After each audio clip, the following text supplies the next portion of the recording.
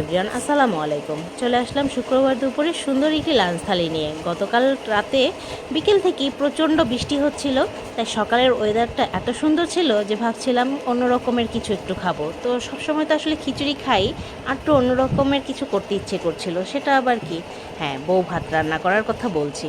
তো বউ ভাত রান্না করব, সেটা কি দিয়ে? খুদের চাল তো নেই, তাতে কি, আস্ত চাল দিয়েই বউ ভাত রান্না করে ফেললাম। তারপরে করেছিলাম 3-4 পদের ভর্তা। তো ভেন্ডি ভর্তা করেছিলাম, বেগুন ভর্তা, আর আজকের সবচেয়ে ফেভারিট জিনিস শুটকি ভর্তা। শুটকি ভর্তা না হলে কি বউ ভাত বলো, খিচুড়ি বলো, এগুলো কি জমে? তাই করে নিয়েছি শুটকি ভর্তা। আসলে অনেক কিছুই করা যায়, কিন্তু ছোট বাচ্চা নিয়ে সবসময় করে উঠতে পারি না। তারপরে দিয়ে দিলাম কাঁচামরিচ আর এক ফালি লেবু। তো হয়ে গেল আমার আজকের সুন্দর একটা লাঞ্চ থালি। ভিডিওটি কেমন লাগলো অবশ্যই জানাবে, ভালো লাগলে সাবস্ক্রাইব করবে যেন নতুন ভিডিও